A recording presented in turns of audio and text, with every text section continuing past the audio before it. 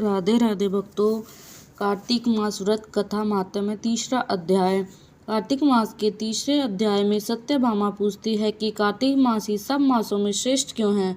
सब मासों में कार्तिक मास ही आपको अधिक प्रिय क्यों है, इसका वर्णन भगवान कृष्ण उन्हें सुनाते हैं। विस्तार से पढ़े कार्तिक मास का तीसरा अध्याय। सत्यभामा ने पूछा, हे स्वामिन काल रूपधारी, आपके सभी वर्ष मास दिन आदि अंग प्रत्यंग एक समान महत्व रखते हैं, अतः कार्तिक मास के सब मासों में श्रेष्ठ क्यों है। फिर सब तिथियों में एकादशी और सब मासों में कार्तिक मास ही आपको अधिक प्रिय क्यों है। हे देवेश, इसका कारण कहिए। श्री कृष्णचंद्र जी ने कहा, हे प्रिय, तुमने मुझसे बहुत अच्छी बात पूछी।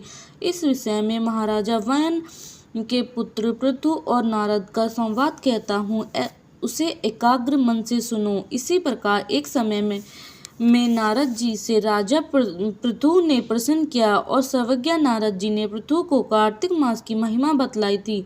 नारद जी ने कहा, हे राजन, बहुत दिनों पहले समुद्र का शंखासुर नामक अत्यंत शक्तिशाली और पराक्रमी एक राक्षस पुत्र तीनों लोगों को मंत्र डालने जीत लेने में समर्थ हुआ।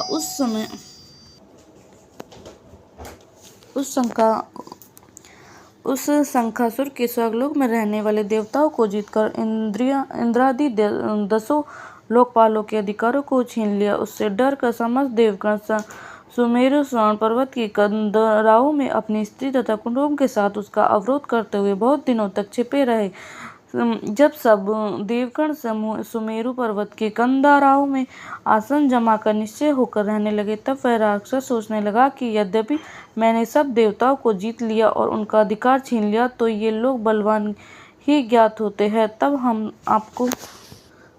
अब हमको क्या करना चाहिए। आज मुझे ज्ञात हुआ कि ये सब देवता वेद मंत्रों से बलवान हो रहे हैं। उनके वेदों को हल लेने से ये स्वतः बलहीन हो जाएंगे। नारद जी ने कहा, ऐसा मानकर शंकासुर विष्णु भगवान को सोते देख सत्यलोक से स्वयं उत्पन्न समस्त वेदों को चुरा लिया। जिस समय वह वेदों को चुरा रहा था, उसी समय बीजों के साथ यज्ञ मंत्र उससे डर के जल में छिप गए। शंखासुर के वेद मंत्रों और बीज मंत्रों को खोजता हुआ समुद्र के भीतर घूमने लगा, किंतु वह राक्षस उन वेद मंत्रों को एक स्थान पर कहीं भी नहीं पा सका।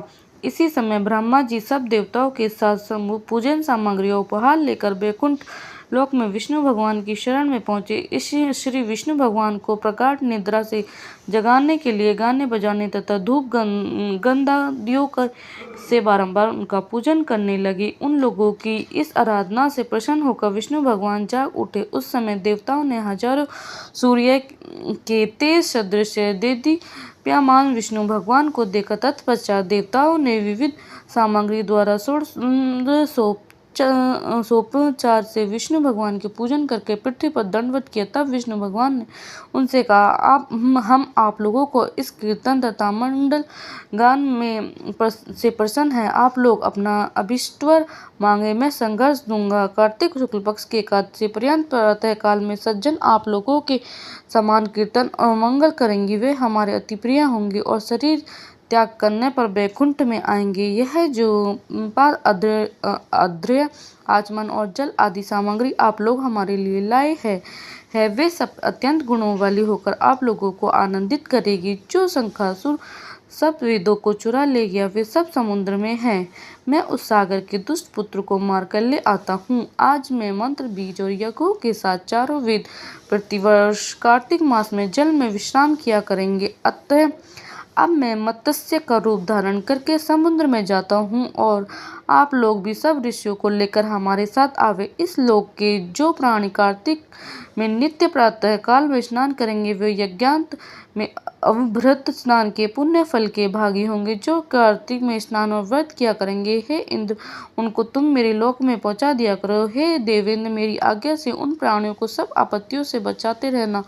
हे वरुण, तुम उन्हें पुत्र पौत्रादि संतान देते रहना। हे धनाधिप कुबेर, मेरी आज्ञा अनुसार तुम उनका धन धान्य बढ़ाते रहना, क्योंकि इस प्रकार का आचरण करने वाला प्राणी हमारा रूप धारण करके जीवन मुक्त हो जाया करता है। जन्म से लेकर मरण पर्यंत विधि पूर्वक जिसने यह उत्तम व्रत कर लिया, वह आप लोगों का भी पूजनीय है। आप लोगों ने मुझे कार्तिक शुक्ल एकादशी तिथि को जगाया है, इसी से इसी से यह एकादशी मान्य और हमको बड़ी प्रिय है। हे देवता लोगों, ये दोनों व्रत विधि पूर्वक करने से प्राणी मेरे समीप पहुँचते हैं। इस प्रकार का न कोई तीर्थ, न कोई व्रत और न कोई यज्ञ ही है जो स्वर्ग